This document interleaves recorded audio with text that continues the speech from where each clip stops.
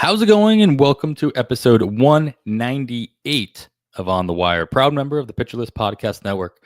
Follow the pod on the Twitter and on the YouTube at On the Wire Pod. I am Adam Howe. You can follow me at 80 Grade pretty much everywhere. That's all spelled out.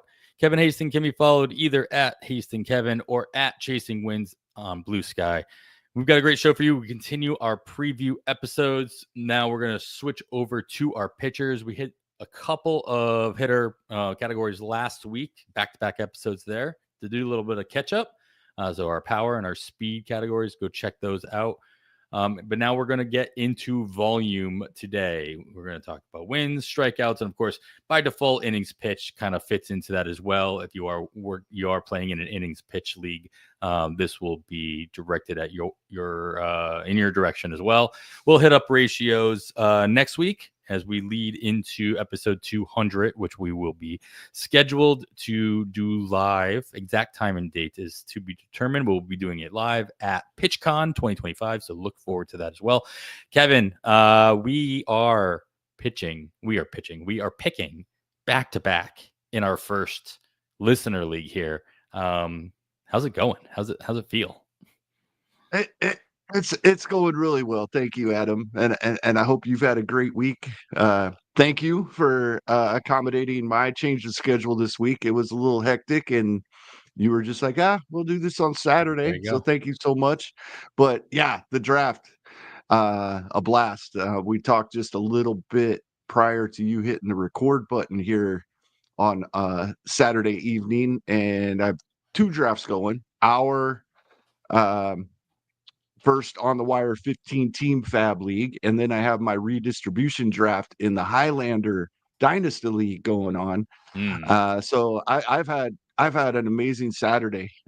There's been several picks in both drafts, both 2-hour clock slow drafts. In fact, the redistribution draft is 40 rounds. We're probably going to get through it in one day, starting at noon Eastern time. There are 2 picks remaining, and one of them is me on the clock. So it's up to me whether we're going to get this done in one day or not. So that's really cool. But yeah, us picking back to back, it's fun. We talk to each other so much, obviously, at least during this period every week. And so whether we have the same opinions on players or not, when we talk about Sure. the same players with each other, they're going to be in our minds, and it'll come to a point where we do like some of the same ones. And yeah, you've got me a couple times, Adam. Yeah, there was your voice is in my head on every pick. It doesn't help that we're picking back to back, but like you said, since we're talking about them all the time, it's just like, oh, okay. And so when I get to a certain point in the draft, yeah, I knew what I was doing on at least 2 of them. Jacob Young later on in the draft. Actually, that was just like earlier today, I think. But then before that, I realized I was already pretty desperate in relievers. I grabbed Felix Bautista early and I just stopped looking at him. So I'm like, all right, well, I got to grab Liam Hendriks. I don't feel bad about it because, I feel you've always asked me about Hendriks and I keep saying the same thing. I've asked you multiple times all off season. Yeah. Are we still in on Liam Hendriks? I think unless the Red Sox do something silly and sign like a Tanner Scott, I'm not worried. Like Tanner Scott's pretty much the only one out there still available via free agency, at least, that I would be worried would take the job from both either Hendriks or Chapman, or any of the other young guys in that pen as well. But I think Hendriks has got it until he doesn't. So we'll he's still got a nice little price point there. I jumped him, I think, like a round or 2 from his listed ADP, which I will use with verbal air quotes, because as we all know, looking at that ADP in the draft room is in mid-January is as misleading as anything can possibly be. Another one, and just a couple of them. I know people really don't care about our drafts, but it does bring up, a little bit about ADP and where we're looking for guys in drafts. I I definitely had Bailey Ober at the top of my queue, but I was kind of going back between him and Schwellenbach, so I wasn't too upset when you grabbed Ober. I got Schwellenbach the next pick. It was, I forget the one I texted you. We were talking about Earthegg. Oh, I texted you Yeah, because you were coming up. I was gonna take McClanahan, even though I didn't have a closer yet in the 7th round. Oh no, that's not it. I picked before Well, you in the 7th. no, That's yeah, not the you one. picked It was one Earthegg. where I needed him. Oh, so it wasn't you. Yeah, it was Lazarus. Yeah. Shout out to him when he took Mark Vientos. You had asked me who was at the top of my queue, so you would know who was going to be left for you. I was Yeah, picking before you, and it was Vientos is who I wanted. Urseg is who I needed because I did not have a closer yet. And I ended up with Urseg. That's probably better for my team, but I did really want yeah, Mark yeah, sure. Vientos. Yeah, I was only expecting you to give me one name because there were still like 2 or 3 picks left, so a couple of guys I could have gave you gone off both the board. names. There was You're like, one oh, pick here you left go, here you go. before me. We're I'm gonna like, talk about these them are the anyway. two So. I got set. Yeah. Oh man, yeah. As we were talking about before we started recording, our last episode was obviously all about hitters. Our last 2 episodes, power, speed. So for whatever reason, though, the power was in my mind so much more than the speed. And you know what I think resonated with me the most too is something you had mentioned. I think midway through or maybe toward the end was how not easy, but easier it is to stream stolen bases, not only off the wire, but off your bench. And so I ended up really hunkering down on power and batting average, hopefully. In the early parts of the draft that I realized, all right, now I have to put a rabbit or two either in my middle infield or maybe on my bench. We still haven't gotten to bench spots yet in this draft. We are in the middle of the 21st round. But I ended up going with like Jose Caballero out of Tampa Bay, hoping that he does get some reps in the outfield and he has the triple position eligibility. And Tampa Bay continues to let him run. 40 stolen bases or so would not be a bad thing. Not expecting a whole lot more out of him, but it was the same mentality that you gave for who's David out of Seattle. You talked about him last week. Dylan Moore. Thank you, Dylan Moore, not David. Yep. He's has so much versatility in position eligibility that he's worth a roster spot instead of having to spend the fab dollars on him any given week. Even if it's $1 or $2 or whatever, you're still kind of chipping away, and that's $1 or $2 you can use on something else. So Caballero may not be in my starting lineup every single week, even though I did draft him as such. But I was kind of desperate for the stolen bases at that point. Yeah, that's the great thing about getting into some fab league drafts. After, of course, drafting holds, you can change your lineup twice a week, your hitting lineup. But we can't pick up anyone up off the wire. And Gladiators, of course, your lineup is set with the 23 players you draft. Getting into a fab league, guys like Caballero are going to move up because there are guys that people want on their bench, like you. I would take him on my bench, absolutely. And they'll be drafted a little higher than when the reserve rounds would be after an auction when you have to fill an entire team. Some of these guys that if you had to draft all of your starters first, you might not draft Caballero. Right. But since you don't have to draft all your starters first, he is desirable by more than one person in the draft to be on their roster. Exactly. Yeah, that was definitely my logic there. I'm like, all right, he might not be on my he might not even be on my opening day lineup. We'll see. But he'll definitely be on my bench, and I foresee him being on my bench for the majority of the season, if not the entirety, just because of that position eligibility. Yeah, one last thing before we stop boring people with our draft. From me, you might have something left, but yeah, I took our conversation last week to heart as well. As soon as this draft started, very first round, Jordan Alvarez, typically going around that 1-2 turn, maybe on into the second round. In the 8 online championships drafted so far, his min pick is 14, his max is 20, average of 18. That's typically where he goes. And I jumped him to 10 after what we talked about Right. wanting power and batting average, and I can find speed later. And I'm happy with how it's working out. Yeah. And as I look through my first couple rounds, I realized maybe I didn't focus on batting average as much as I thought I did. Maybe I was just more worried about pitching ratios. I had ratios on the brain, but not. I'm like, all right, well, Tatis can get back up there. That's okay. Alonso, who knows? Yada yada yada. So, there's our board. As if you're watching this on the tube, and if you're looking at it later on, or if you're listening to now, you can always look on the tube and you can see at least the first 17 rounds of the board up on the screen. So check that out at your leisure if you're into that sort of thing. Otherwise, let's get into some actual news here, Kevin. We got a couple of big ones, a couple of small ones, as we tend to do pretty much every week. Let's start off with the big one, get it out of the way. Roki Sasaki finally made his decision, indecision 2025, whatever you want to call it. He said no to Toronto. He said no to San Diego, and he's going to join Shohei Ohtani in Yamamoto in Los Angeles, pitching for the Dodgers during the 2025 season. So my question is, it's like, do the Dodgers just? It's only a two game series to start against San Diego out in it's in Japan this year, or is it back in Korea? I can't remember. The opening series. I do not remember either. I think it's Korea this year because I think the last one was Japan, and the time before that was Korea again. So I think they're back in Korea. But either way, like, which one of these three guys that come from that part of the world get the two starts?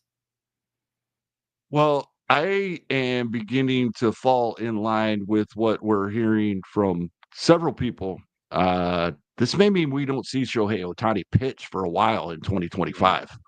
I'm actually worried about my draft and hold where I drafted Shohei Ohtani first and Brent Rooker a few rounds later, right? My thought was, I'll pitch Shohei for the Right. first couple of weeks. We'll get Rooker's outfield eligibility, and then I'll be ready to go. But I'm a little worried about that now. I might have one of those guys sitting on my bench because I cannot put them anywhere else. That will be an issue when they're both early round picks. But I think it is. I agree that it's looking more and more like that would be the case. And if I were the Dodgers, that's absolutely what I would do while everybody else is healthy. Continue to let Shohei recover, and it just makes too much sense. So I am doubting we see Shohei Ohtani on the mound in an MLB game for at least a month, if not longer, in 2025. That's where I'm getting to. Yeah, to clarify, to correct myself, looked it up while you were talking, and it is in Japan. It is in Tokyo. Okay. So yeah, they're still gonna get Shohei no matter what because he'll obviously be hitting. So they might as well start. Do you think they can throw Yamamoto and Sasaki out there for the 1-2, right? starters? And sorry, Blake. Everybody's happy, right? Because that's the only way they get to see both of them. Yes. Is if Shohei doesn't pitch, right? Because they're probably not going to bring him out of the bullpen. So everybody gets to see all three of them that way. It just makes more and more sense. We got to remember, though, this is in the middle of spring training for pretty much every team. They're going to go back and have more spring training games after having regular season games. So there is a possibility, especially somebody new like Sasaki comes in out of the bullpen, pitching just one of the games just to get stretched out, pitches 2, 3, maybe 4 innings. And we see all the starters go through as well, just their normal rotation. So I would say, yes, the game counts. It's in the standings, but they also have to make sure that they're taking care of their players and stretching them out accordingly. So wouldn't be totally surprised to see whoever starts the game only go 3 or 4 and be on some kind of pitch count. And then we now, with the addition of Sasaki, this rotation, which doesn't even include guys returning like Dustin May and their backups, is both pretty loaded, but also loaded with injury question marks as well. Obviously with Glass now being at the forefront of those questions. So how are you expecting the addition of Sasaki in Los Angeles to create an opportunity for them to do even more Dodgeritis? Kind of, yes. It does give them more flexibility. Absolutely. Like we believe Blake Snell, Yamamoto, Tyler Glasnow, and Sasaki will all be healthy to enter the season. Any team would love to have those four healthy as the top four in their starting rotation. We expect the Dodgers probably to roll with six or at least do the 5 days off for everybody, not necessarily a full-blown six-man rotation, but at least 5 days off between starts. We have Tony Gonsolin, Dustin May, right? They have a couple of Gavin Stone we should see back. He did have shoulder surgery, but I think he comes back sometime in 2025. We still don't know about Clayton Kershaw, right? And all of this is without Shohei Ohtani on the mound. Right. So yes, they absolutely have that flexibility. They can move guys in and out.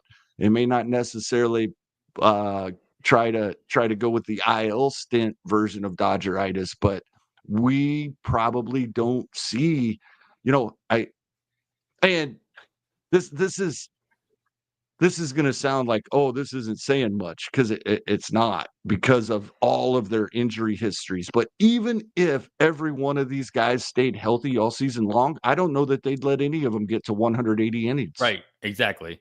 So it doesn't have to be like less than 35 starts. It can just be less than 5 innings on any given start. And I would not be surprised to see that as well. All right, well, let's get into some smaller ones here as we move up the coast to Seattle. The Mariners have signed Donovan Solano to I believe it's a 1-year contract. So what kind of a role do you see Solano filling in with Seattle? It doesn't seem to be like a very super clear cut one. Have you had any chance to look into what you expect out of him in a Mariners uniform? I was looking at this a little bit, and I'm more confused than I was at the beginning. Yeah. You probably remember, and hopefully some of the listeners do as well. Donovan Solano was pretty valuable as a streamer at times in 2024. He was getting quite a bit of playing time for San Diego and quality, giving us quality at bats. It was great. We typically think of him as a short side platoon guy. He had a little over 300 plate appearances in 2024. Roster Resource right now has him listed as the everyday third baseman. I'm not confident in that. However, at the same time, I don't have an argument against it. Yeah, who's gonna take it? Yep, yeah. Right, exactly. That's where I'm at this point, right? So if Seattle doesn't add another bat, and we're going to see 37-year-old Donovan Solano out there at third base every day for Seattle, we could probably do worse in our 15-team mixed leagues and then the mono leagues and deeper, right? Deep dynasty leagues where you're looking for anybody getting at bats at some point during the season. Mm-hmm. We could probably do a lot worse than Donovan Solano if things remain the way the roster is set right now. And like I said, that surprised me that when I looked at their lineup and their roster, we may be looking at more plate appearances in 2025 than what we got out of him in 2024. So he's definitely somebody, but for the most part, he's going to be somebody we want in our lineup when he is facing lefties, even if they're going to play him against righties for the most part. So he's going to be another high maintenance player for us and on our rosters. But once again, if you're comfortable playing that way and putting that time in, but with a short side platoon guy, typically it's going to be more picking him up when we use him and then dropping him immediately after and hoping we can get him again the next time the matchups line up. Tyler Locklear, pretty much the only infielder in AAA on their 40-man roster. So I'm scrolling through their roster info over at Roster Resources, of course. But then you do, I guess I got to mention, Miles Mastrobuoni was purchased. His contract was purchased from the Cubs as he was DFA'd, and he was added to Seattle's 40-man roster, 40-man roster as well. Don't know how well either one of these guys would fill in at third base, but they could be the next kind of guys up to get into that infield and then maybe take away Miles being the lefty of the bunch, Locklear being the righty as well. So we'll see, what Seattle does with them or how they kind of come out of spring training. But I don't know that it's a situation I'm like monitoring too heavily. It's one of those things where it's like, if I just start seeing these guys, hey, no, he got sent down. No, he got sent down in the middle of spring training. All of a sudden, Solano becomes, at least early in the season, somebody I want to watch just a little bit more for the extra plate appearances that I wasn't expecting. All right, we're going to move on to a couple more pieces of news, but first we got to take our first quick break.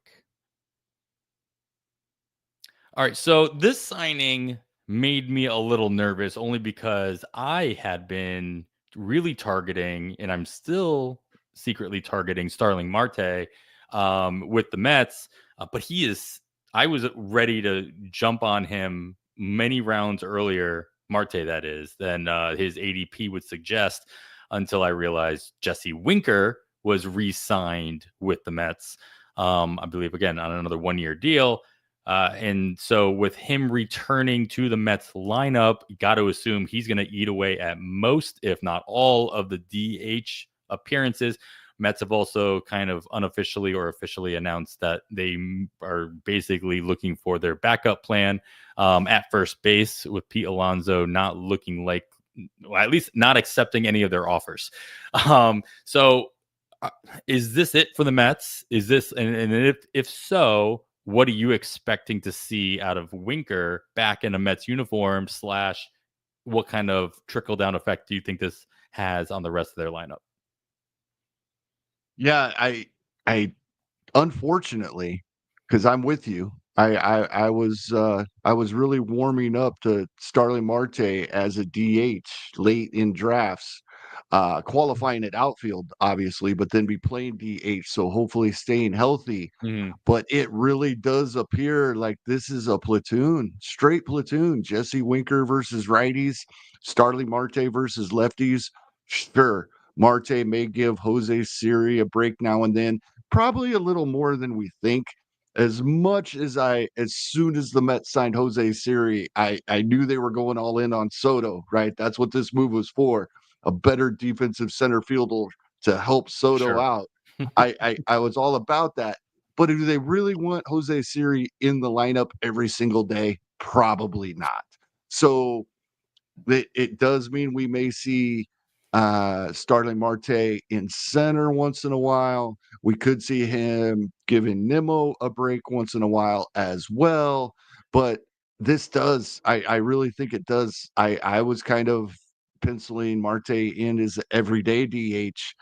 We can't do that any longer. And not only can we not, he's probably on the short end of playing time there. So, yeah, but I'm in on Winker. I mean, we're probably looking at 500 plate appearances in the heart of the Mets lineup. So, it makes Winker appealing. I like this landing spot for him, but it does hurt the Marte playing time probably. Do you think that everybody healthy in the Mets lineup, that they are extremely strict with Winker's platoon status? And in all, they should be. But at the same time, like historically, all teams that Winker's played for, they have been, for the most part, unless they've been in a pinch and they've kind of had to force the issue. Do you expect that out of Winker? Or do you think that he'll scrape away some at bats against some lefties as well? He might get some, but not very many. I mean, they might not pinch hit for him early in a game when a team is making a pitching change. He might not start every single game versus a righty. And As far as making contact and getting on base, he's not he's not a whole lot worse versus lefties than righties, but the power is all versus righties. So they will want him in the lineup versus righties. I can see them not being upset if he is in the lineup versus lefties, but they do have other options that have the platoon advantage in that situation. So I think for the most part they'll try, but they're not going to be upset if he's out there versus a lefty, I don't think. Yeah, fair enough. All right. Well, we'll stay with we will not stay with the Mets. We will go completely opposite direction with a couple of, we will stay with the Mets because we are going to lump in a couple of reliever signings here. AJ Minter moves across the NL East to the Mets, signing a 2-year deal with them. And then Jose Leclerc signs a $10 million deal with the Athletics as well. Which one of obviously both of these guys are blocked at their location with their new teams, but which one of them has a cleaner path to at least the backup role and then the obvious pitcher to come in at the end of games, either to spell their closer for after pitching 2 days in a row, or God forbid anybody else gets injured. Yeah, I think, throughout the season when we're talking pitching ratios category, we talk about these types of 7th, 8th inning guys quite often that can help us out a little bit if there's not starters available with a good matchup. I think we'll talk about AJ Minter more often. He's been more consistent over the last few years, I think. We've seen great things out of Leclerc.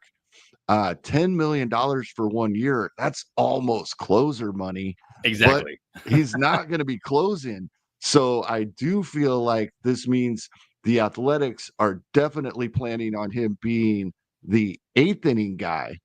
And we've seen Seattle do this a couple times in recent years, and their fans got all upset when they let Paul Sewald go, Edwin Diaz go, right? And I always bring up when this happens, years ago, Billy Bean made the comment that the best commodity to have is a closer that has a lot of saves because you can get a lot for them and you can find another one in your own system. Is this a precursor to a Mason Miller trade? So that's the only reason I wouldn't automatically be more in on AJ Minter is I have that thought in my mind. This may be setting up, or are they actually gonna try to stretch Mason Miller out? I hope they don't. It's one of those things like I talked about Chris Bubich last week. I think he should just stay in the role that he is elite in. I understand starting pitching is more valuable, but when you have a guy that is absolutely elite at what he's doing, why change it? Yeah, I don't disagree with that at all. My mind always still goes to where the money is, but you got to follow the money, especially with a team like the Athletics. If you're already paying Leclerc 10 million, it's a 1-year deal, and you have a way to justify bringing down any possible arbitration cases against your solid closer, who is, in all intents and purposes, probably one of, if not your best player, or at least based on performance and name recognition at this point.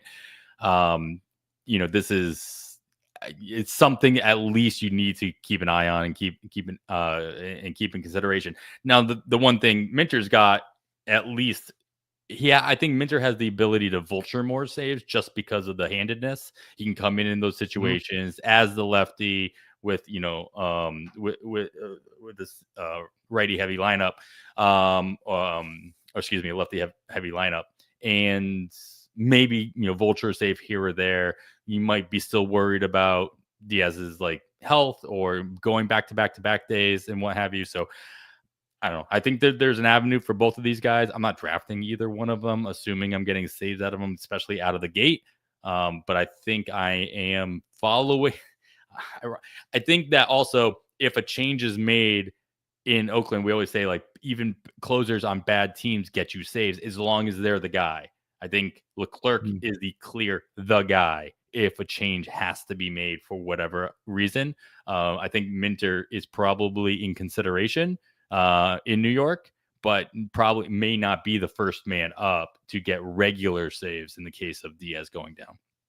Right, and that's a great point, and it just reemphasizes something I was thinking as you were saying it. If Jose Leclerc is not the guy, I probably don't want him in my lineup, Yeah, sure. even Yeah. as that ratio guy. Even if he does what he did in 22 and 23, rather than what he's doing in 24, that ballpark, right? I am still scared of that ballpark for the A's pitchers. It's great to see they're spending money and fortifying the rotation and the bullpen. I think that's great that they're doing that. But unless there is something absolutely specific I'm getting out of a pitcher potentially, I don't think I want him in my lineup in that ballpark. Yeah, and I mean, he's at the ballpark. Like you nailed it at the very beginning. Is like unless he's the guy, and like Yep. we say that closers are good. You know, Then I'll closers take that on bad chance for teams the are good as Sixers. long as you have the closer. Yep, exactly. The worst is when you don't know who that person is, and sometimes the teams don't either. All right, so a couple of minor league signings. I'll lump these together because I want to get your take on who has the clearest shot to actually make the roster and then actually make an impact. Everybody's best friend, or one they always think of is Keston Hiura, but he signs of all places. He signs a minor league deal with the Colorado Rockies, and then Garrett Cooper. Who we've talked about quite a bit on this show over the years. He signs a minor league deal with Atlanta.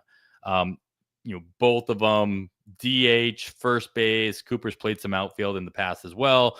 Obviously, Cooper's had a lot of injury issues keeping him off the field. When he was healthy, he had produced quite a bit in a lot of stints. Hiura obviously had that one season that you just can't look away from, like a car crash type of situation. Which one of these guys has any kind of path to both making the roster and then also making an impact? Well, here, a and I hung on for a while, and knowing what I was hearing, but really came to fruition. It's just he never made the adjustment when starting pitching in general, not just a few of them. Starting pitching, started throwing fastballs high in the zone. He was one of the guys that just could not catch up to him. The fastballs high in the zone. That was his issue. And once other teams realized that, that's all he saw, and he never even close. Every time he changed scenery, I'd think, or be brought back up by the Breweries, I'd think, all right, maybe he's figured it out. No, he never figured it out. Until we see that, I have absolutely no interest. And yes, I am the person that always says, if you wait until you see it, you're probably too late. Too late, yeah. But this is a guy that I don't even want on my roster taking up a spot unless I see that change. Sure. So by default, that means I like Garrett Cooper a little more. Now in Atlanta, you mentioned it, first base DH. There's a couple guys they have there in Atlanta. They have got Ozuna at DH and Matt Olson at first base. So it probably has to be in the outfield if he's going to even be on the major league roster, I would say. This is a depth signing. He probably has a clause to where if he doesn't make the major league roster, he can walk on a certain date, and he will do that. And we'll be talking about this again when he lands in another spot, unless we see an injury in the Braves lineup. I know they still have issues in the outfield, but they brought in Brian De La Cruz, who, in spite of his second half last season, I think they will give a run ahead of Garrett Cooper there. And then you got Michael Harris in center. Nothing's going to change there.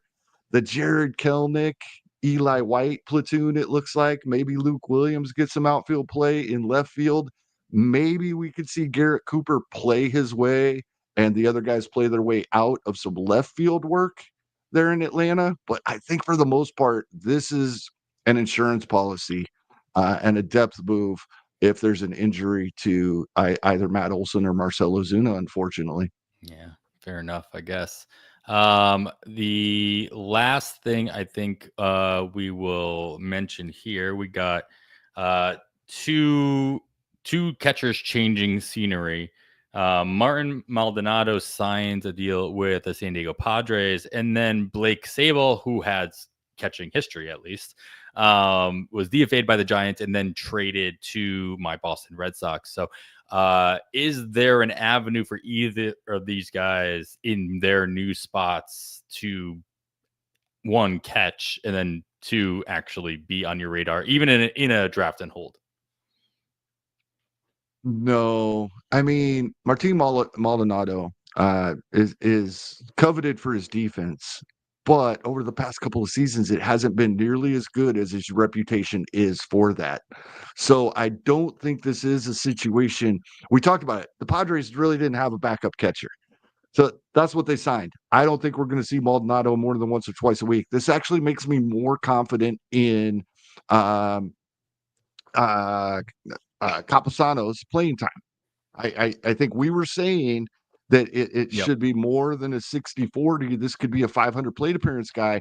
I think this kind of solidifies it because I don't think we see more than Maldonado more than about once a week or so. And so that's great for Campusano, especially those that have already drafted him. And then with Sabol, it's it's going to be monitoring him. He had a little bit of a flash before Patrick Bailey came along. We thought Sabol might be that guy. Then Bailey came along. They moved Sabol to the outfield. He performed all right for a little while and then kind of fell off again. So it's somebody we haven't really seen get a lot of playing time yet. And you have Wong there at catcher. So once again, I don't think this is somebody that's going to take away plate appearances. In fact, he might be the backup that solidifies the plate appearances for the starter. I think this actually is a bit encouraging for the guys already in place as the number one on those teams. Mm-hmm. And they have solid backups that can be used when needed, but the teams are really only going to want to use them when needed. Yeah, I mean, and with the Red Sox, Sabol has had some history playing other positions besides catcher, Yep. but last year pretty much only caught, I believe. Might have spent some time in the outfield, but that's the only avenue for playing time with the Red Sox coming into 2025. Pending any kind of crazy injury, there's already kind of quote enough mouths to feed, especially in the outfield for the Red Sox. Even if you're assuming Yoshida becomes like a full-time DH, you still have the likes of Jarren Duran in center and Rafaela. Duran might be playing left, I guess, according to roster resource. But yeah, Duran, Rafaela, Weiler Abreu, plus Ref Schneider still on the roster. And obviously there are other guys coming up, Ramon Anthony, et cetera, et cetera. So a lot of moving parts there. I think that the only way Sabol gets any kind of real playing time is that catcher, and that's already going to be limiting his playing time anyway. So echo a lot of what you just said just there. And then let's get into our actual preview here as we talk about pitching volume, innings pitched, wins, and strikeouts. We're going to do that right after this break. All right. Thanks for listening. We are back. You're, of course, listening or watching on The Wire. We are talking preview, and we do our previews by category. And we are going to go with our first set of pitching categories today, where we talk about volume, innings pitched, wins, strikeouts, all that good stuff that you can volume your way. We're not thinking about ratios today, Kevin, even though I know you want to be. In general. But today we are only going to be focusing our talk on innings pitched, on wins, on strikeouts, mostly the wins and strikeouts. The innings pitch can come later. You can vulture wins. You can chip away at some strikeouts with some relievers. But I think the majority of our talk here is going to be with the starting pitchers. So overall thoughts on the categories going into your completed and current 2025 drafts, and then future drafts as we get closer and closer to March, Kevin. How much are you chasing wins? And then how much should strikeouts be outweighing the possibility of a ballooned ratio? Like, have you found them to be a little bit more hard to come by? Are you worried about streaming? There's a whole lot going into this, but your overall 30,000 foot viewpoint on these categories. No, I think that I'm really trying. I've talked about this a couple of times this offseason. I am really, really trying to actually follow through for entire drafts and the entire draft season, paying more attention to my ratios and giving them priority. I think I'm to the point where I'd I'd rather I'd rather draft Cade Smith than the starting pitchers even going where he's going in drafts. And in our most recent draft, he went in the 18th round. Starters that went after him: Jesus Luzardo, Reese Olson, David Festa, even Michael Wacha. Michael Wacha is more he outperforms his ratios year in, year out. I may not make that move due to ratios, but Cade Smith can get me 100 strikeouts and great ratios when starting pitchers that we typically find in this areas of drafts aren't going to get me a whole lot more than 100 strikeouts with the bad ratios. So I am really, really trying to to concentrate on that and follow through on it, not just know that's what I should be doing and then say, no, but this guy can get 200 strikeouts. I know he might have a 5 ERA, but what if it's 4 and he gets those 200 strikeouts? No, I'm done with that. I'm sticking to the ratios. So far so good.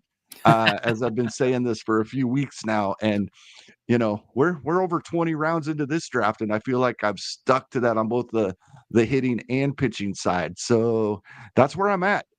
Yes, we are chasing wins. That means good teams, right? Pitchers with good ratios on good teams. I don't care what their wins have looked like in the past. That's kind of where I'm going. So I know I literally led this off saying I'm not worried about relievers in this, but I'm actually going to focus these next two questions on relievers. So let's go with strikeouts first. When you're focusing on your relievers on your saves, how much are you also focusing on their strikeout rate to bump up? Like there are plenty of closers out there that are, they may pitch 60 innings and get you 60 strikeouts. But then there's the Tanner Scotts of the world. There are other guys out there that are going later. I call out Tanner Scott because he doesn't have a job yet. But like, do you still value him more because he can get you those strikeouts? He's not hurting you in that category as a reliever who's going to be in your lineup all year round. So when you are looking at your first closer, your RP1 or even your RP2, and you have to debate and you're still at that point where you're like, hey, the run hasn't started yet, I have my pick of the litter. Like, how much are you weighting strikeouts versus those maybe 5 or 6 extra saves that you think that the other guy might get? I had this decision earlier today. It ended up I didn't have to make it, but I had this decision earlier today. My decision was between Tanner Scott, who you brought up, and Jeff Hoffman. Jeff Hoffman has the job. We don't know if Tanner Scott's going to. Tanner Scott's strikeouts and ratios are better, right? So I went with Tanner Scott. Now it ended up a couple rounds later, Hoffman was still there and I grabbed him. But at the time, that was my decision. And I went with the guy with better ratios and strikeouts. Yeah. So, I mean, it's definitely, you can't forget that you're getting these categories out of these elite relievers. And yes, there are some relievers out there that are not in a closer position that are also going to be strikeout fiends, but you're not drafting a lot of them. You can stream them as part of like your ratios and then cross your fingers that they also get you like 3 or 4 strikeouts in a week. But the relievers that are going to be in your lineup all year round, no matter what, because they are getting you saves, should also be helping you elsewhere. Yes, a couple of those guys are going to also vulture a win here or there because that's just the nature of the game. They're going to be coming in a tie game in the 9th inning, and their team's going to take the lead in the 10th. So they'll get a win. Great, cool. but you can't draft for that. That's a freak accident when it happens. A friend and I were having this conversation a couple of nights ago. We were talking about the when you're doing an auction calculator, throwing in your set of projections and doing the auction calculator. There's on every site there's that question: do you want to diminish the value of relievers? Right, and whether we choose to do that or not officially and let the site do it for us, in our heads we do. Mm-hmm. Why? It, if we're being told they're more valuable than these starters that we're drafting in front of them, why would we want to artificially diminish their value according to the site? That's their value. We should actually probably start paying more attention to it. So we were talking about, should we be drafting guys like Cade Smith, Brian Abreu? Not going to get more than a handful of wins, probably not going to get more than a handful of saves, but 100 strikeouts, right? That would probably be my key, at least approaching 100 strikeouts and good ratios. The sites have been telling us for years these are the guys we should be drafting when we run that auction calculator, but we don't. Yeah. I think we probably should. At least be considering maybe at least consider it. Yeah. So the other thing is, of course, that's chasing strikeouts by drafting the right relievers, but we're still chasing wins. How much are you focusing on the actual bullpens of teams to solidify wins for their starters? Like, how much weight do you put into Charlie Morton going? We'll talk about him a little bit later, but like going to a team like Baltimore, who has improved their bullpen by all, Right. at least all things that I've seen. Does that make that much of a difference? Chasing wins is still chasing wins. It's like there's still a lot of luck. There's still a lot of things that you don't control. But the one thing you can control is just giving them the right backup. So yeah, how much? Talk to me about like the importance that you put into the supporting cast of the starting pitcher that you're chasing wins from.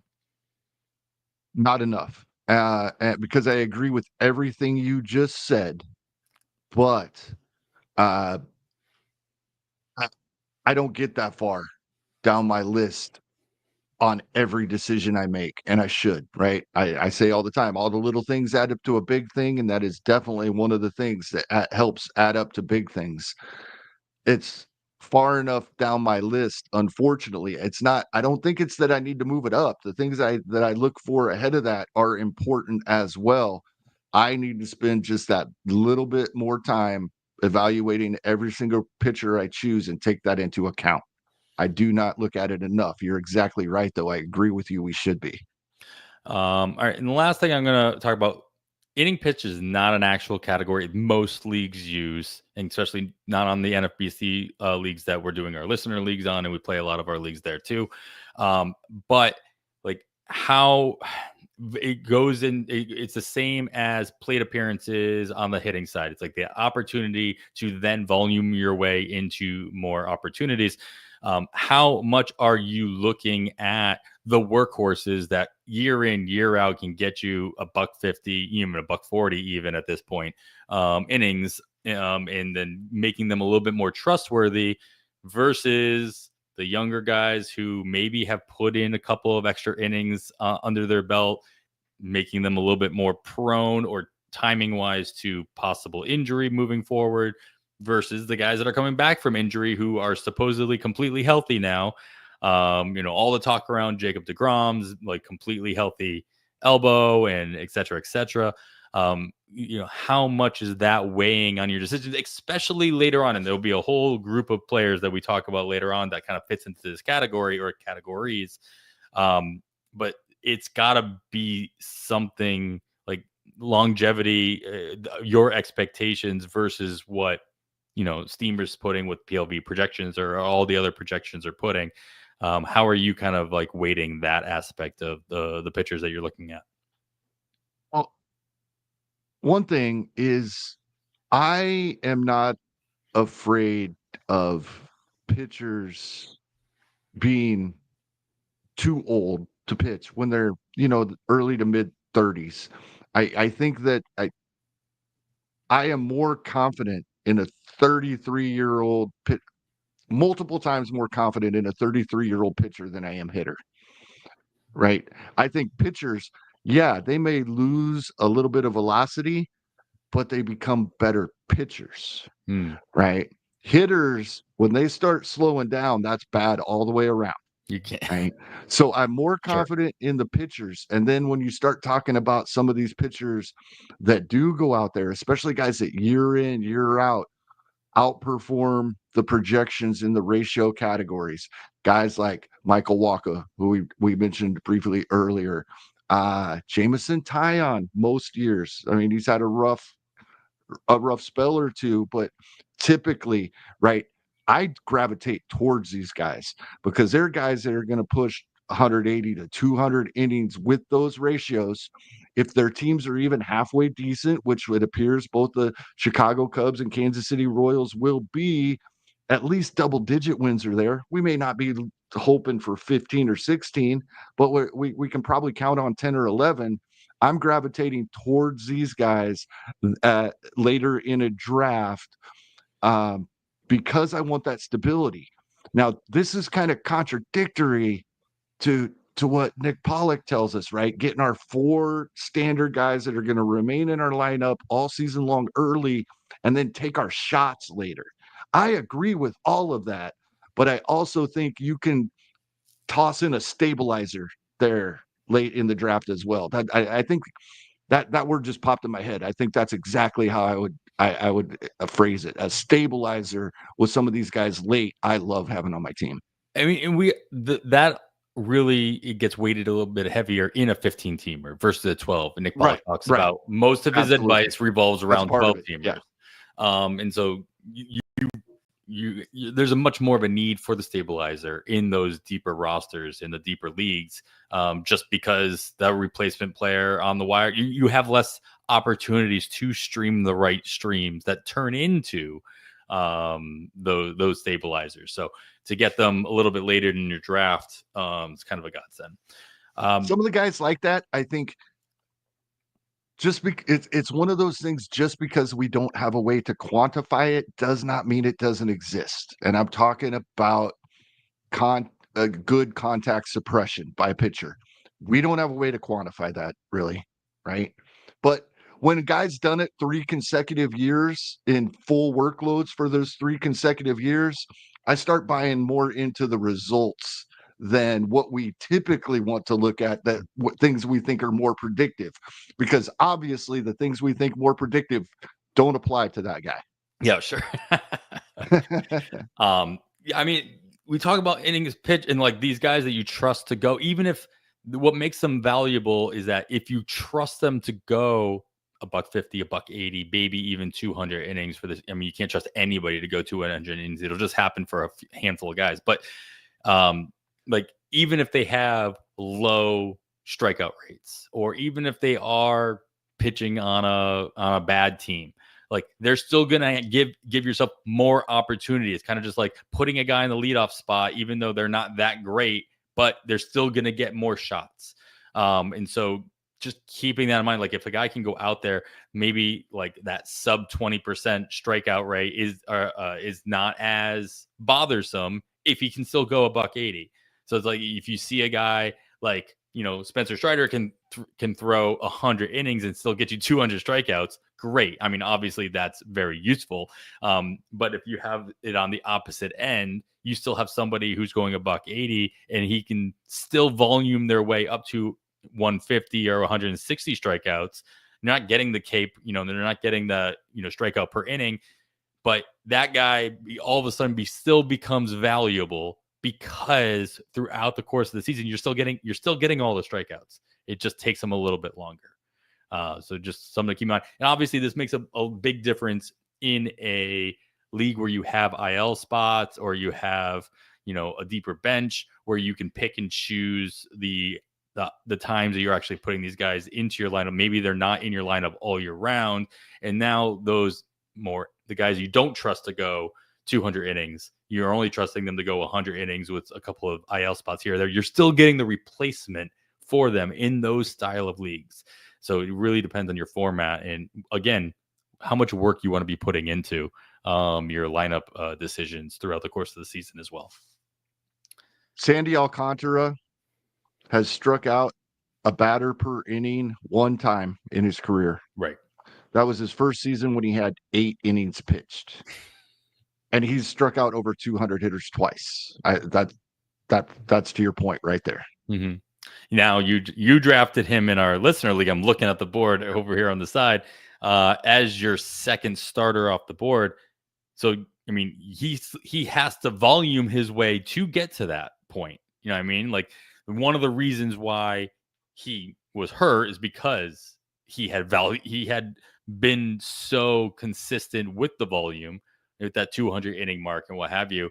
And then they kind of just wore down. And now he's coming back. How much do you trust him? He's your SP2 in this scenario. How much do you trust him to be able to volume his way to that? Maybe not 200 strikeouts, but like to where he'll be your, SP2 value. I think the projections, now we have Oopsie added on Fangraphs as publicly available projection system. That's Jordan Rosenblum's projection system, and he incorporates Eno Sarris's stuff plus into that. At least on the pitching side, I was actually having a conversation with him earlier today. I should have asked him if that is accounted for hitters as well, like we are doing at Pitcher List. That I think is great with the PLV. That's amazing. But I don't know that I expect 175 to 180 innings like he's projected for after missing all of 2024.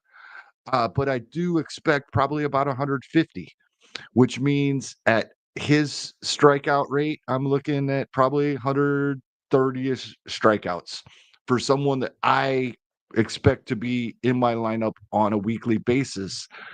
I'm okay with that. If I'm going to get 120, 130 strikeouts with the ratios I expect from him and the opportunities for wins, even on not so great team, just because of his performance, I'm willing to take that. And I really think he's going to protect my ratios, even give them a bit of a boost. I'm looking at, not necessarily the amazing 2022 with 14 wins and the whip under 1. That's not what I'm expecting, but I'm expecting a nice low whip, nice ERA, not 2.28, but I'll take that 3.19 from 2021, right? That's kind of what I'm looking at, and more of 150 innings or so. Probably not the 178. I am curious. Yeah, in 100, when the projections given him that many innings, that gave him at about 160 strikeouts.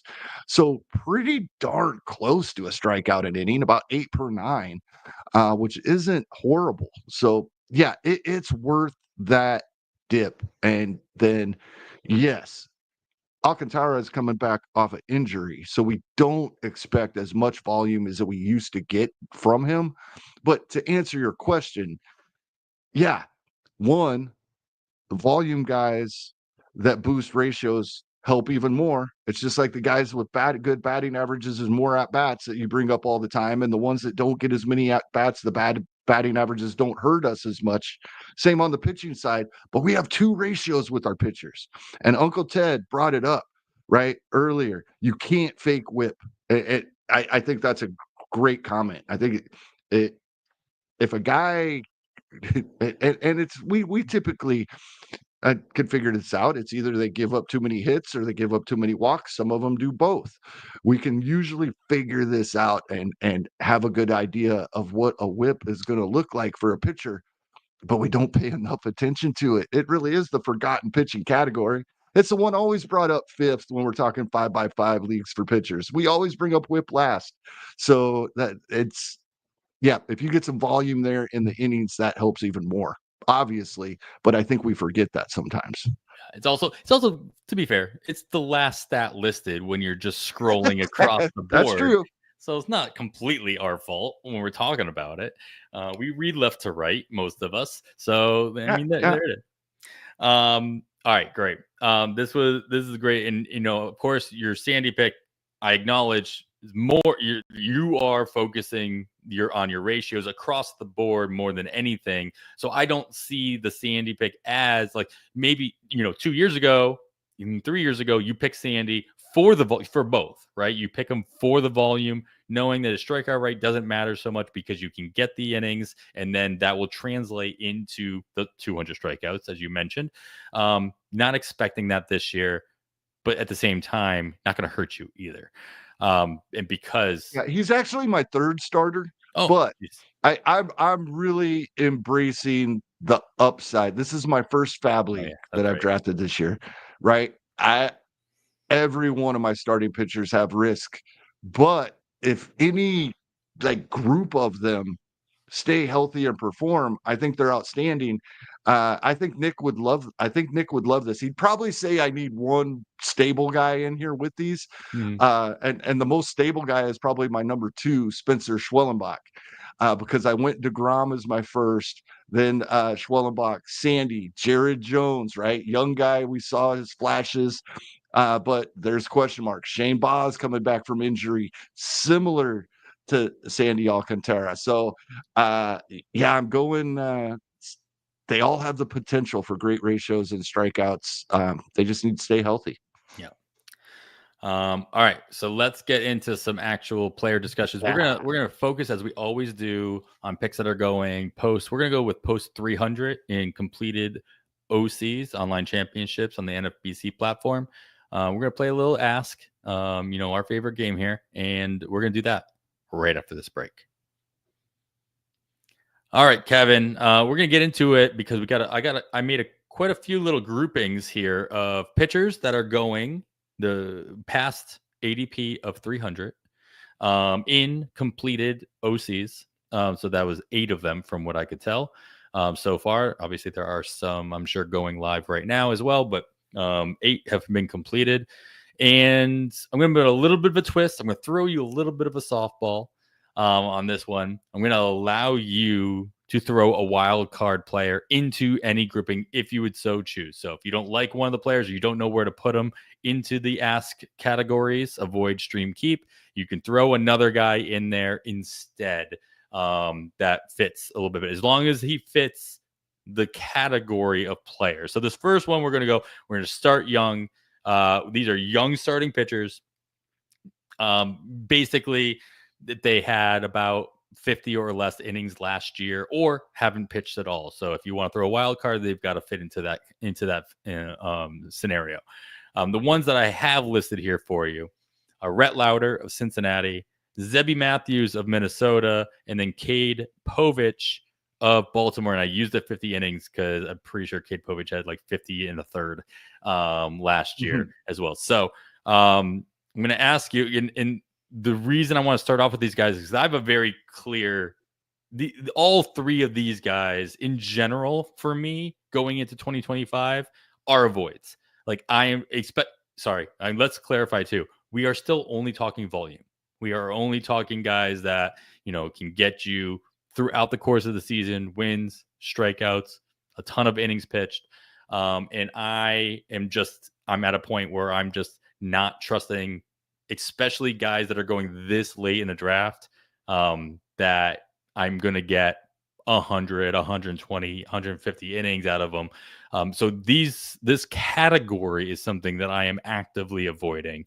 And I've found myself doing that in this draft we're in right now, just because I want as much stability as you can possibly hope for in your rotation, especially one that has such a structure as the NFBC rosters do.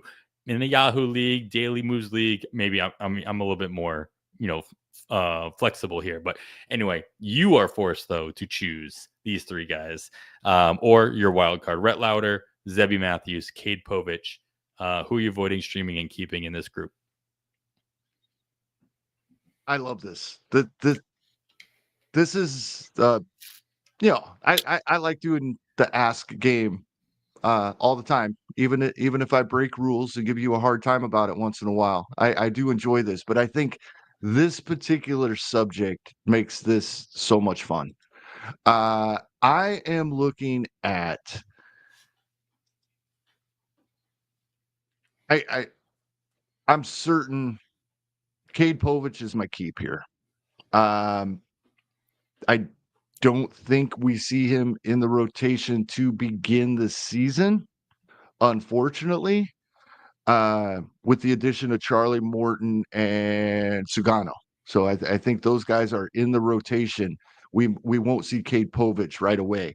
I He's my favorite of these guys when you combine both what I think they can do and when we will see them, right? Because I don't know that we see any of these guys right off the bat. Roster Resource has Zebby Matthews as the next guy up for Minnesota.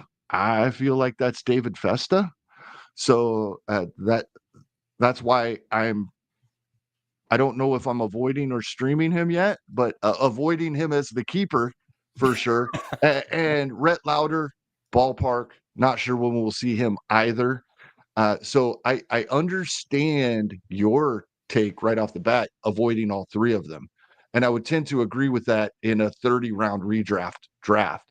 The one exception is I might take a shot on Povich. So that makes him my keep. And because I'm a David Festa fan and think we'll see him first, unfortunately, I'll avoid Zebby Matthews. I wouldn't avoid him long term, but for this season, in this situation, I will. Rhett Lauder, I have concerns.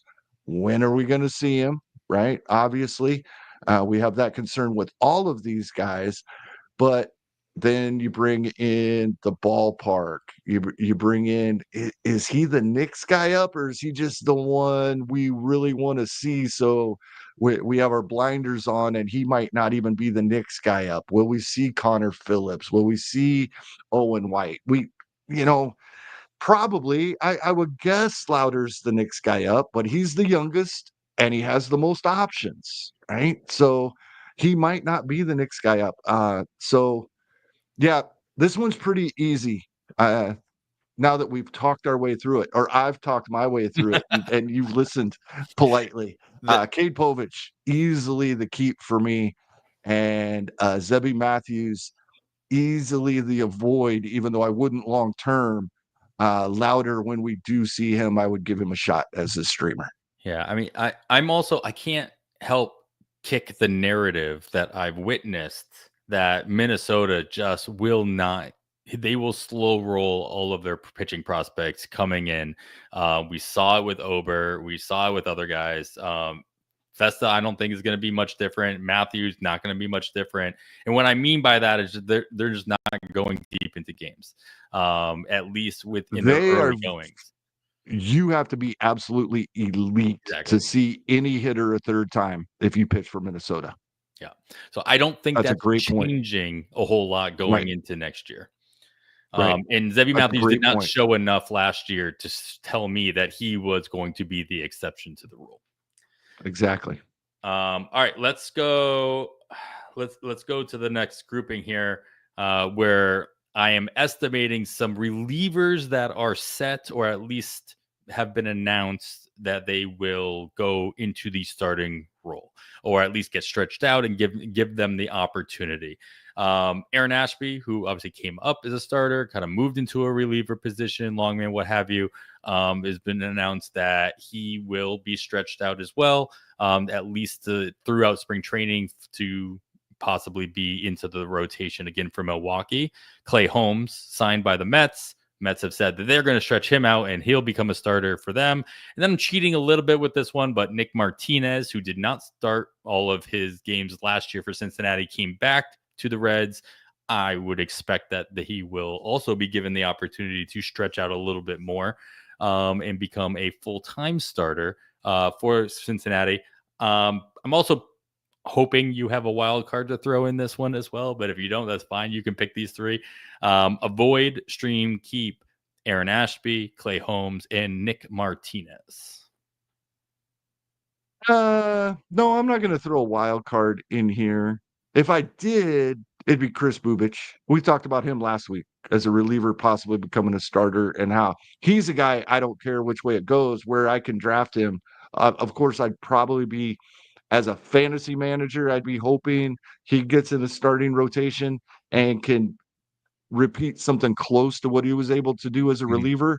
As a baseball fan, I'm not confident that he will be nearly as good as a starter as he was as a reliever last year, and I hope he remains a reliever.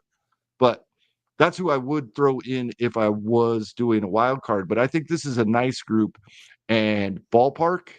And the fact that they signed him as a free agent this offseason for the first time, meaning they like what they see and they like the fact that he wants to become a starter in my mind. I'm going with Clay Holmes as my keep here.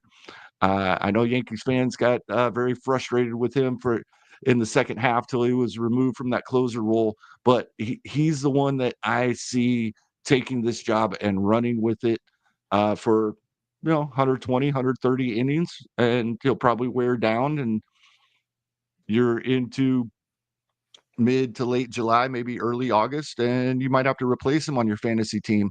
Nick Martinez, we wouldn't have that issue with, and we've seen good things from Nick Martinez. And he's my stream here because of those good things we've seen in good matchups with Cincinnati.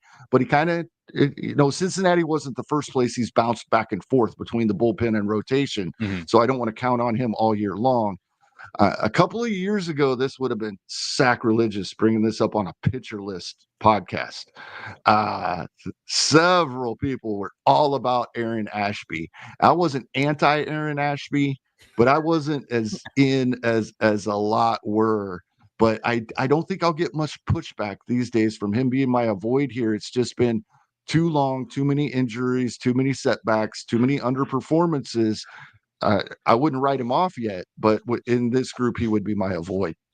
Yeah, I will. I raised my hand for those watching. You saw it, but I will verbally let everybody know. Yes, I was clearly on the Aaron Ashby train for many, many years.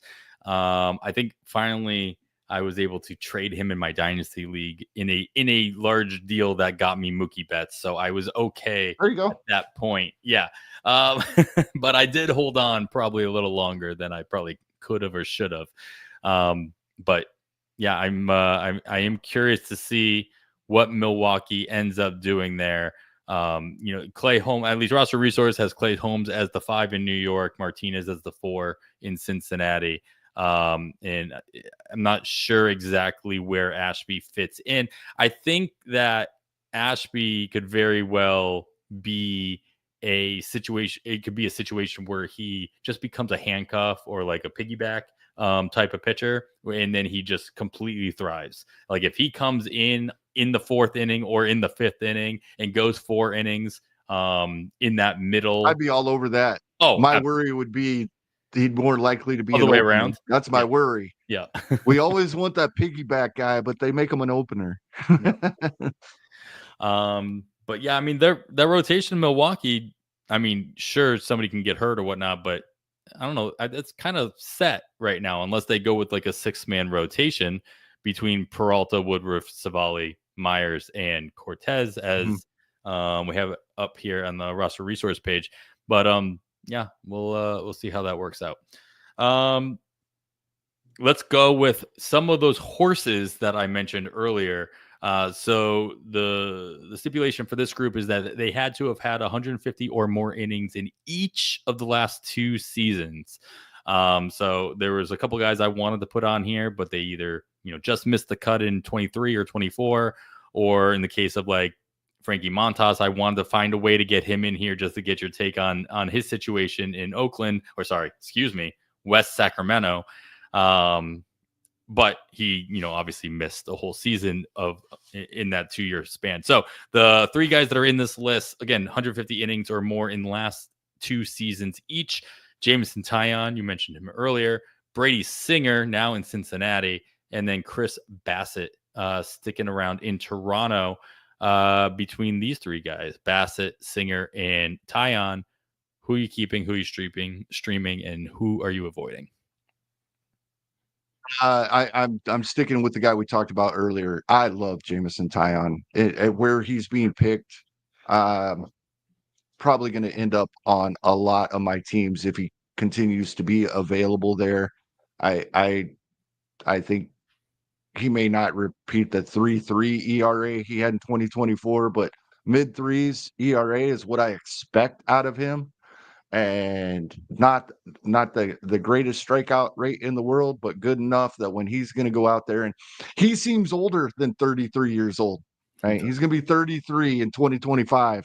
I think we could see a big year from Jameson Taillon, especially uh, especially if the Cubs are a decent team with the lineup that I feel they are. I think that addition of Kyle Tucker is huge for them because they had a whole lot of good players. They didn't have the one great player to carry them, right? So I think this offense is going to be a lot better. That leads to more wins. That's one of our categories here we're talking about. Innings pitched, he'll be right up there with the leaders. Now, I'm not saying 200 plus, but he will be one of the guys that I expect to push towards 180, which is the new 200. Yeah, for everything we talked about earlier, and we have talked about through the offseason, Jameson Taillon is my keeper here. So Chris Bassett. The thing with Taillon is that it goes back to what we were talking about earlier. You can get a guy who can volume his way into enough strikeouts with a low strikeout percentage, but if he mimics what he did last year, which is his career low at 18.5% strikeout rate, at 165 in a third innings, he's going to have to get back. He's going to have to get closer to 20% in order for that volume to actually make a decent dent in those categories. Now, the volume will, it'll translate into wins, equally as much. It's the strikeouts I do worry about. Like Taillon needs to get 180 innings in order to be to volume his way into strikeouts that are of any note. But where you're drafting him, that's that's less of a concern. Right. And I think people are bailing on Chris Bassett a little early, maybe. I know he's getting up there. Let's see exactly how old is he? I might actually be surprised. He is 35. He turns 35 in okay, February. That's right what I thought. So not surprised there. Leading up to 2024, he had been this mark of consistency for at least 5 seasons, right? Chris Bassett was amazing, dating back to his days in Oakland. He built up. We got 188 plus innings out of him in 2022. We got up to 200 innings in 2023, still a mid threes ERA. He's 3 seasons now, he has not been a strikeout per inning guy. The strikeout rates have still they've been nearly identical, 22% plus over the past 3 seasons, including 2024, right? And he still went 171 innings and ended the year with a 4.16 ERA. I know there were a couple of games where he just got bombed. And I think one, it's the New York / Toronto. I'll throw Toronto in there, up there with that market, and especially having pitched in the New York market just previously, I think he gets more scrutinized. What I'm getting at is Chris Bassett's 2024 wasn't that bad. Chris Bassett didn't cost you anything in 2024 until we look at that whip category. Yeah, there we go. Can't fake it. A 1.46 destroys you. So Chris Bassett was really, really bad. These days we can stomach a low 4 ERA for the back end of a fantasy rotation, right? And to go out there and give us 171 innings at almost a strikeout an inning. And so, and the previous 6 seasons of below 4 ERA and nice volume, the 2 seasons prior. What I'm getting at is this looks like somebody that I would be supporting and want to be back in on, but I just can't do it because of that whip. I can't. So It was only 1 year. I mean, it was under 1.2 for the previous 5 seasons, but a 1.46 is just too scary for me. I I can't give him a pass and say it was only 1 year and, like, still only 35, which for a starting pitcher, I will phrase it that way, still only 35 years old. He's projected for a 1.3, which is a big improvement, and a 1.3 still kills your team. So I have to avoid Chris Bassett here, unfortunately, because I would like to think that the 2024 was a bit of a blip. Now, if he goes out there and is a few starts in and his whip is fine and he's available on your wire, I grab him. Or if somebody's willing to trade him, yeah, I take him. So I'm going to stream Brady Singer. And it's not just going to be road starts due to the Cincinnati ballpark.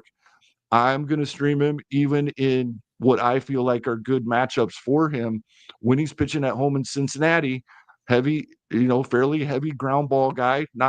He's not Framber Valdez, but close to 50% ground ball rate. I think Brady Singer is going to be pretty much the same guy in Cincinnati as he was in Kaufman in Kansas City. That sounds ridiculous with the difference in home run rates between the two ballparks. But Kansas City's right there as far as runs scored, and he's a ground ball guy. So I think he's going to be okay in Cincinnati. I'm not going to want to throw him out there against everybody, especially in Great American Small Park. But he'll be my streamer. This one, the more I look at it, the easier it gets for me. It was fairly easy at the beginning. I knew Tyon was my keeper.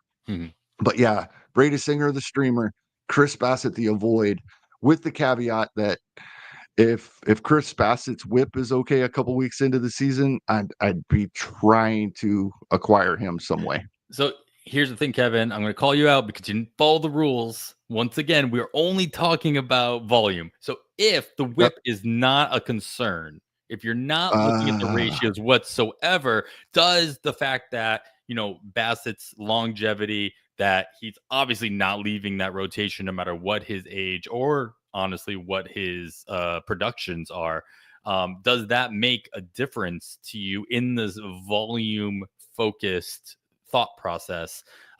Again, in a draft, yes, you can't ignore a 1.46 or even a projected 1.3 whip. But in like just the fact that where he's at in Toronto's line in Toronto with the Blue Jays themselves as still possibly a winning ball club, does that make a difference, or is it still you just like Singer's situation a little bit better? I'm still gonna roll with Singer. Okay. And even if I say it doesn't have anything to do with the whip, there's no way to get that out of my mind. Yeah, fair enough. It's not something you can completely ignore, and it's almost like it's so high, it just creeps its way into this category. I should that because everything else is so similar. The projected number of innings, the projected strikeout rates, they're very similar. So even once we're covering all of our volume stuff, then I am going to start thinking about the other things, even though we wouldn't be taking them into consideration for this conversation. So I end up at the same place.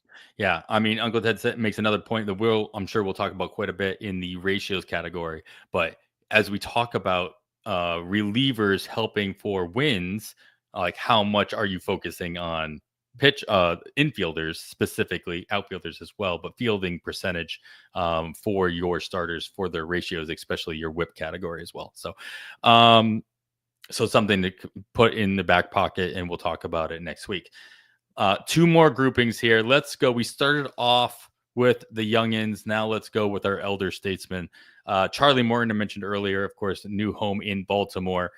Justin Verlander finds a new home in San Francisco. And then Max Scherzer still finding his new home, possibly, unless Texas brings him back as well. There's a couple of guys I could have included in here. We talked about Clayton Kershaw. We talked about guys that just trying to find their way in their late 30s at this point. But I'm going to go with these three guys. I feel like I might have already done an ask with these three guys earlier this offseason, but we'll kind of revisit it here. Charlie Morton, Justin Verlander, Max Scherzer. Who are you keeping, streaming, and avoiding? Well, I just got scolded, so I can't just say I'm avoiding Charlie Morton because of the whip. Uh, it may come down to that at the end. I'm warming up to this Justin Verlander in San Francisco idea. I'm warming up to this a little bit. Uh, the ballpark, it sounds like, listening to Race and Barrels. I bring up Eno and DVR probably every week on this show, if not close to it. But it sounds like he's willing to make the changes in his pitch mix and how he approaches things that he needs to make as a 42-year-old that can no longer just go out there and blow the ball by everybody. So with the ballpark and with that in mind, and as good as he's been in the past, and we've seen him come back when we thought he might have been done before. I know he's 42 years old and we're talking volume here, but other than when he has had a severe injury, and that's been a couple times in his career, but he's always come back for it and put up from it and put up the volume again, even though he's 42, we may see the most innings out of Justin Verlander. I would probably project Charlie Morton for more innings, but Justin Verlander very easily could give us the most innings. With that ballpark, they could be quality innings, and he can still strike some guys out here and there. Man, I love Max Scherzer. I love watching Max Scherzer pitch. I'm just not confident. And yep, I'm going to do it because we're talking volume. We cannot count on it from Max Scherzer. Mm-hmm. I think we could easily project both Justin Verlander and Charlie Morton for many more innings than Max Scherzer. I would be shocked, even when Max Scherzer, even if he's performing amazingly at his age, we know he's going to miss some time. He has each and every year over the past several seasons, whether it's his neck, a back. It's not his arm. That's a good thing typically. So we see him come back, but he gets these things bothering him.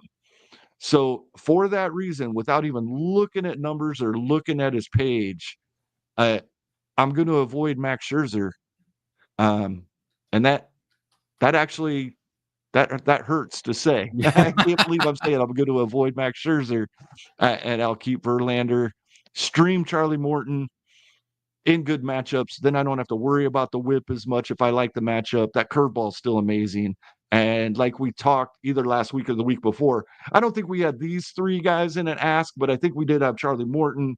And uh, even with that whip, the wins are going to be there pitching in for that lineup, right? Yeah. Oh He man. still gets good enough results in spite of his whip for real baseball. Hurts the whip on our teams, but yeah, he'll still get us the other categories. I want to echo everything you said about Justin Verlander.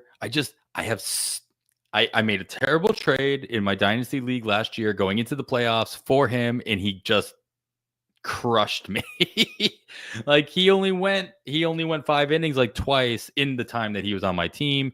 He kept getting pulled in the in the fifth inning before completing it.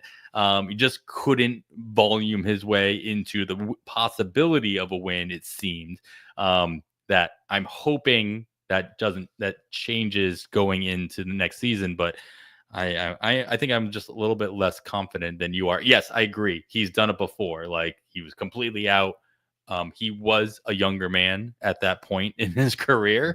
Though, yeah, you can't not like the landing spot for sure. I would be curious to see where the landing spot is for Max as well. So we'll cross that bridge when we can. Last grouping here, Kevin. These are all guys who age doesn't matter. They're all returning from some kind of injury.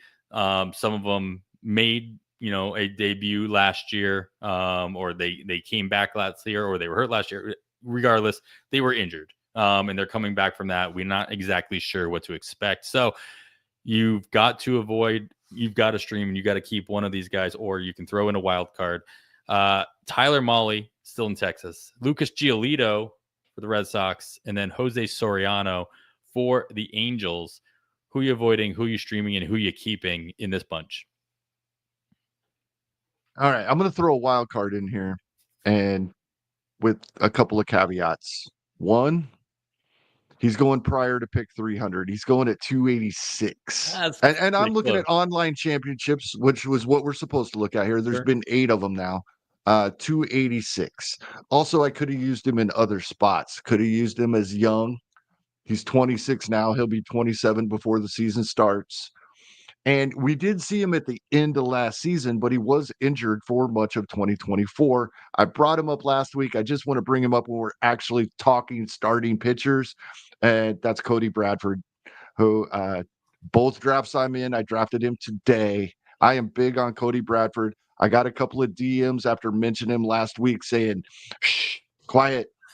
Thank you for being in on him, but stop talking about him. And here I am bringing him up again, right? But I just like Cody Bradford so much, and he could fit in a couple of these different categories for the volume, for wins, for strikeouts, and I think that Texas offense has improved. So even a couple more wins. So for everything we're talking about today, and he could have fit in a few categories. He's being drafted less than a round too early in a 15-team league for to count it here. The guys you did bring up, my keep is between the two guys that we've seen more of. It's between Giolito and Male for me, and I'm going to go with Giolito. I have drafted Giolito. I haven't seen a recent status update, but the last I saw, it still sounded like things were going as planned for Lucas Giolito. This was one of those signings the Red Sox made. They didn't plan to get anything out of him in 2024. The 2-year contract was all paying him to be their pitcher in 2025. And I'll give Giolito a shot here. Tyler Mahle in Texas scares me because it seems like feels like it's been 15 seasons we've been talking about this is going to be Tyler Mahle's year if he's healthy, and he never is. Uh, and I've always liked Tyler Mahle. Even in Cincinnati, pitching in Great American Small Park, I thought he was going to be amazing. We've never seen him get to go out there and pitch on a daily basis. So unfortunately, I'm going to avoid him.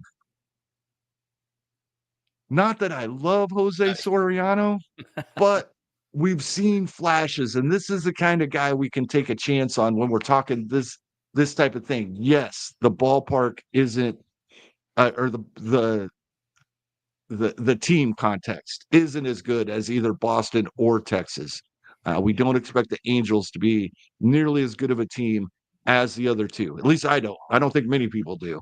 But I think Soriano probably is going to get us more volume than Tyler Mahle based on what we've seen in the past few years. I just don't have any confidence. And I probably maybe I shouldn't be taking that so much into account.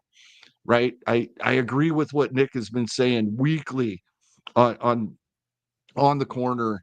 You know, all these pitchers can get hurt. Every one of them that's healthy can be hurt tomorrow, right? Quit taking that into so much account. I buy into that to an extent. We get to a guy like Tyler Mahle, we've just never seen healthy. Yeah. Fair. So I'm going to give Soriano the shot here, but Giolito's the keep pretty easily for me. Yeah. I mean, I will echo just maybe it's because I just listened to both the Angels and the Rangers version, but just keep in mind, Nick Pollock's also doing his team by team rotation reviews on the Plus Pitch podcast, which you can find on the Pitcher List Podcast Network main feed as well. And if you have PL Pro, you can read the written version of that a little early. We'll get that out on the site in due time as well. But just Mahle never has been hasn't been healthy, but he hasn't been that impressive either. Like there was a lot of overall hype around him and a lot of talk about when he'll be good and whatnot. But when he has been out there, maybe he's had a flash here or there, but overall, not a great repertoire that you kind of trust every single pitch.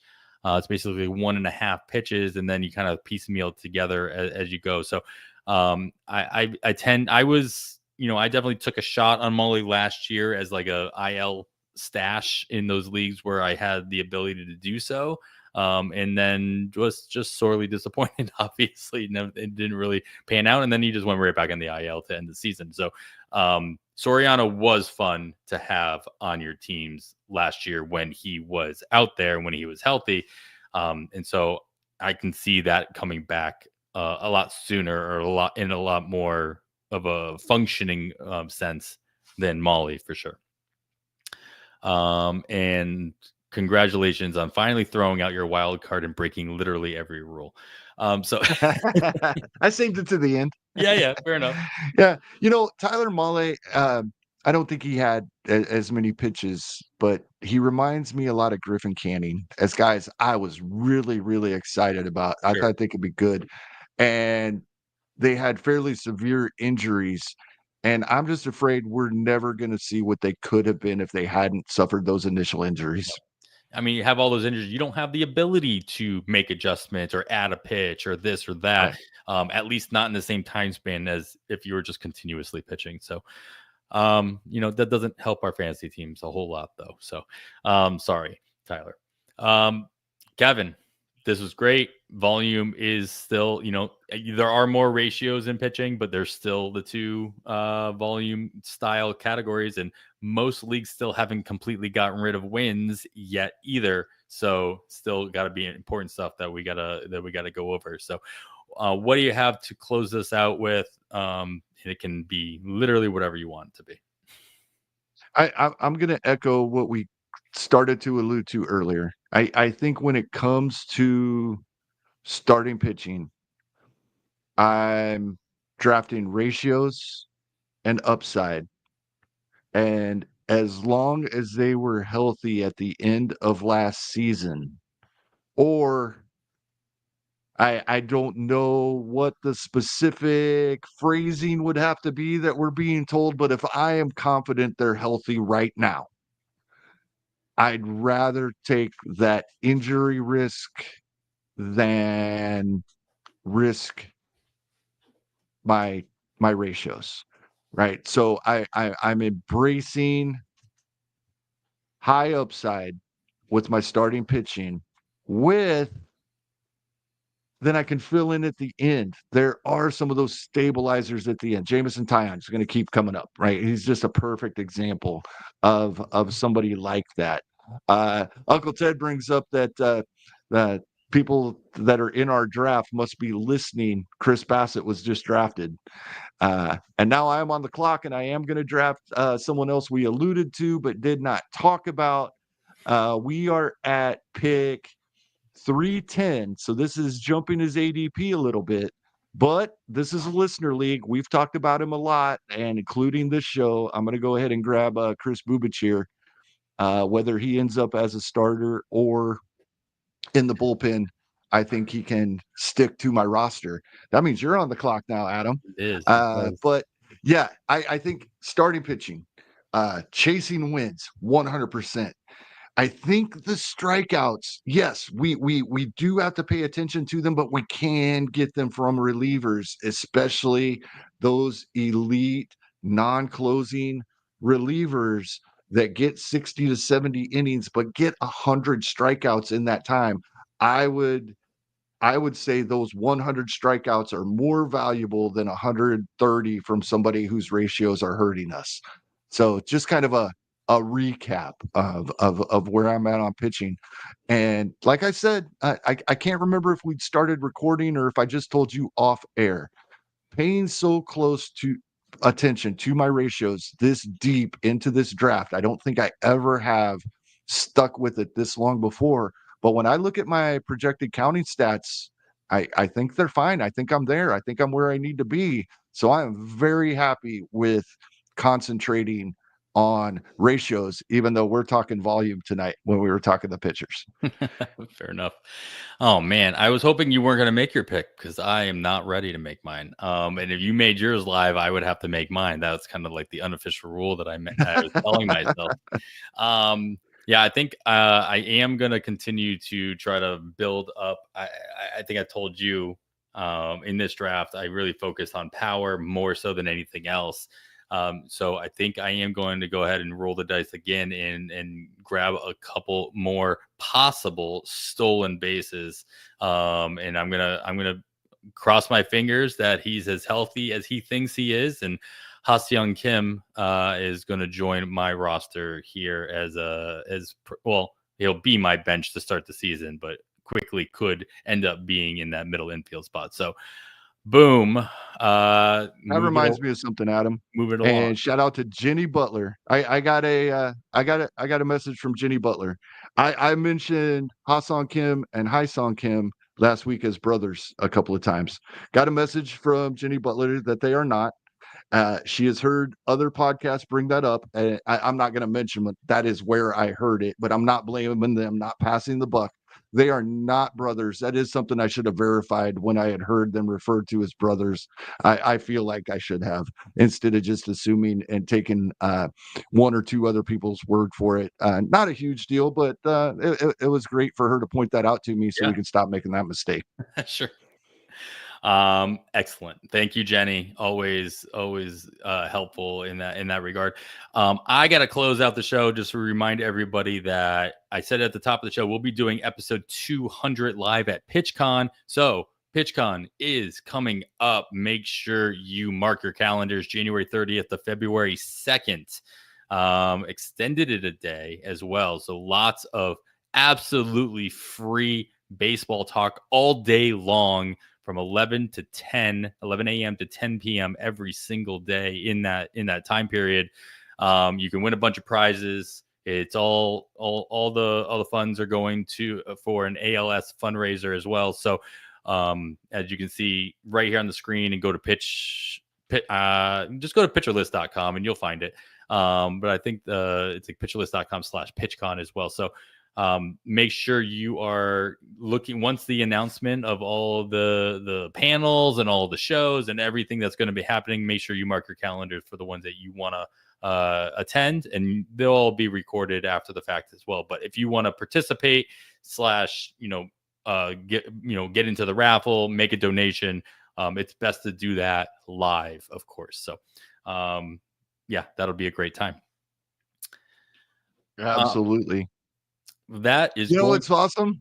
I love 11 a.m. to 10 p.m. because for me, that's 6 a.m. to 5 p.m. I'm taking a 4-day weekend and pretend I'm at work every one of those days. Love it. Love it. Good use of time right there. Yes.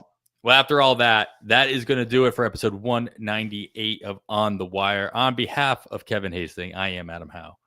We bid you goodbye.